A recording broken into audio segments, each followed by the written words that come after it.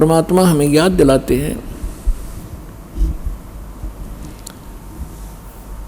कि जो सुख सथल है उसका तुम्हें ज्ञान नहीं है, क्योंकि आज तक तुमने वो सूक्ष्म वेद प्राप्त नहीं हुआ।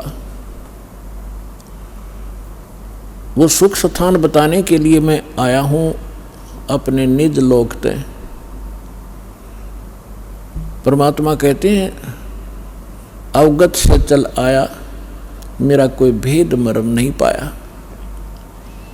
परमात्मा अपनी महिमा कबीर जी स्वयं बताते हैं कि मैं सतलोक से चलकर आया हूं और मेरी महिमा से कोई परिचित नहीं है।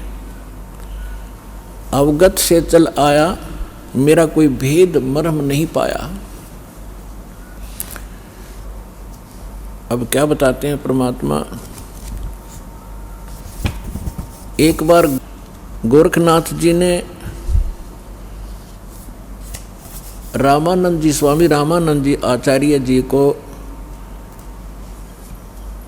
आध्यात्मिक गोष्ठी के लिए पुकारा, बुलाया, आमंत्रित किया, ललकारा। अब रामानंद जी वैसे तो विद्वान माने जाते थे, गीता वेद घोट रखे थे, उसने कंठस्थ याद थे मंत्र सभी, लेकिन वो सिद्धि नहीं थी उनके पास। और ये नाथ जो होते हैं तपस्वी होते हैं, ये हठ योग करते रहते हैं। हठ योग से कुछ सिद्धियां आ जाती हैं जो इस मानव शरीर की और इस भक्ति के नाशक होती हैं। आम व्यक्ति ये सोचता है कि इसने बहुत बड़ी उपलब्धि कर रखी है, सिद्धि प्राप्त करके कोई आकाश में उड़ जाता है और कोई किसी को दुआ बद्दुआ देकर दुखी सुखी कर देता है, थोड़ा बहुत अपनी पूंजीते हैं, फिर स्वयं कंगाल हो जाता है। तो ये सब ड्रामेबाजी थी। तो गोरखनाथ जी ने स्वामी रामानंद जी से कहा कि आइए हमारे साथ गोष्ठी कीजिए। रामानंद जी चिंतित हो गए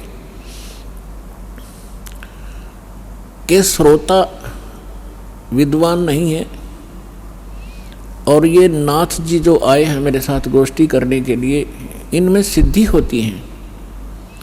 इन सिद्धियों को देखकर जनता उनको विजयी घोषित कर देगी और मेरी बेइज्जती होगी। वो बहुत चिंतित था। चिंतित थे स्वामी जी। उधर से परमेश्वर कबीर जी ने स्वामी रामानंद जी को अपना गुरु धारण कर रखा था, एक मर्यादा मेंटेन रखने के लिए। अपने आत्माओं, आज तक जो यह बात बिगड़ी रही, दो विद्वान आपस में बैठकर चर्चा किया करते थे जिसको शास्त्रार्थ कहते थे, और शास्त्रार्थ वो संस्कृत में बोला करते थे। सभी श्रोता अशिक्षित होते थे, उनको संस्कृत कह भी नहीं आती थी, और जिसकी बोलने की शैली दुरुस्त होती थी और संस्कृत घनी याद होती थी और वो ज़्यादा संस्कृत बोलता ही रहता था, तो श्रोता उसको ताली पीट के और विजयी घोषित कर देते थे। उस नकली के थे तो वह दोनों नकली, पर जो घना नकली था वो सिद्ध हो जाता था कि ये महाविद्वान और मैं ऋषि हो गया। तो इस तरह से रामानंद जी चिंतित थे कि श्रोता अशिक्षित हैं, ये कोई सिद्धि दिखा देगा और सब इसको विजयी घोषित कर देंगे। तो उसमें परमात्मा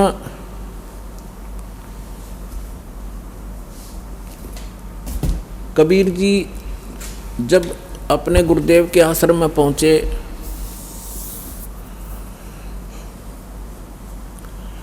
रामानंद जी को चिंतित देखकर पूछा, गुरुदेव चिंता का विषय आपका दास जानना चाहता है।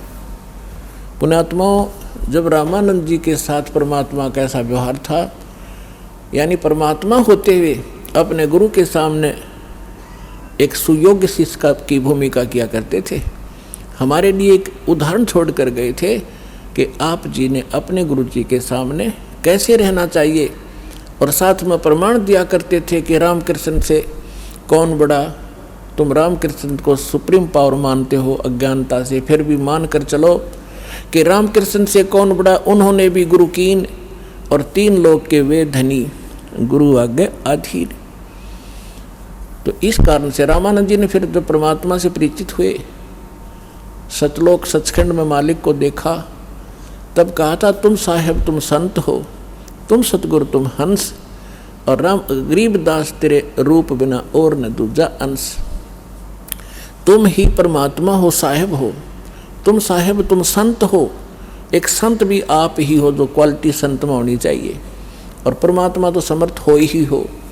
तुम साहेब तुम संत हो, तुम सतगुरु, सतगुरु माने जो सच्चा ज्ञान यानी बिल्कुल एक्यूरेट और संपूर्ण अध्यात्म ज्ञान भी आप ही के पास है, किसी के पास नहीं। आप वास्तव में सतगुरु हो, सच्चे सतगुरु हो, सच्चा ज्ञान युक्त हो। और तुम साहेब तुम संत हो, तुम सतगुरु तुम हंस। हंस माने एक नेक आत्मा, एक सुयोग्य शिष्य भी आप ही हो। तो परमात्मा ने कहा क्या आपका दास चिंता का कारण जान सकता है? तब स्वामी जी के साथ बैठे और भी बहुत से ब्राह्मण ऋषि थे। उन्होंने बताया कि ऐसे कोई नाथ जी आए हैं, उन्होंने स्वामी जी से गोष्ठी करने को कहा है, और नहीं तो जो नहीं गोष्ठी के लिए आएगा तो हार मान ली जाएगी। और दूसरी कंडीशन ये रखी है कि जो हार जाएगा वो जीतने वाले का सह अनुयायी शिष्य बनेगा। तब स्वामी जी ने कहा कि हे भगवान, वो नाथ सिद्धि युक्त है, वो सिद्धि का ड्रामा दिखाएगा, जनता उसकी वाह वाह कर देगी और हमारा मिशन फेल होगा, मुझे चिंता ये खा रही है। तब परमेश्वर ने कहा स्वामी जी, हार जीत की चिंता संत नहीं किया करते, और हमने सामना करना चाहिए, हमें चलना चाहिए। आपका दास भी तो आपके साथ है। रामानंद जी को पता था, क्योंकि वो देख चुके थे उसकी परमात्मा की महिमा को। तब थोड़ा ढाढ़स बंधा और उसकी चुनौती स्वीकार की। अब वहाँ जहाँ निश्चित समय और स्थान था वहाँ पहुँच गए। नाथ जी को आसन दे रखा अलग से, ऊंचा तख्त पर जमीन पर अलग से आसन बिछा रखा। अच्छा, उधर से रामानंद जी का एक तख्त सा लगाकर वहाँ आसन लगा दिया। और स्वामी परमेश्वर कबीर जी एक सुयोग्य शिष्य की तरह स्वामी रामानंद जी के चरणों में जमीन पर बैठ गए। और सामने वो नाथ जी, कबीर साहब तो भगवान थे, अंतर्यामी थे, उन्होंने देख लिया ये गोरखनाथ धक्के खाने आया है। क्योंकि ये कुछ ऐसे साधक होते हैं जो पूर्व जन्मों के संस्कारी होते हैं, और एक पूरे जीवन में उस भक्ति का अपना नाश भी कर जाते हैं। बहुत सी पूंजी लुटा जाते हैं, किसी को चमत्कार दिखा कर, किसी को हानि पहुंचा कर, और किसी को छोटा मोटा लाभ पहुंचाकर, फिर भी उनमें कुछ भक्ति शेष रह जाती है, जिस कारण से वो पितृलोक को प्राप्त हो जाते हैं। और पितृलोक में गए हुए ये एक सुप्रीम भूत होते हैं पितृ, और वो कभी भी यहाँ आके प्रकट होकर के दिख जाते हैं। स्वर्ग के देवता भी यहाँ आ सकते हैं और वापस जा सकते हैं, लेकिन जन्म मृत्यु उनका कभी समाप्त नहीं हो सकता। तो गोरखनाथ जी ने देखा कि वहाँ वैष्णव पंथ का ज़्यादा प्रचार कर रहे हैं स्वामी रामानंद जी, और नाथ पंथ सिकुड़ता जा रहा है, घटता जा रहा है।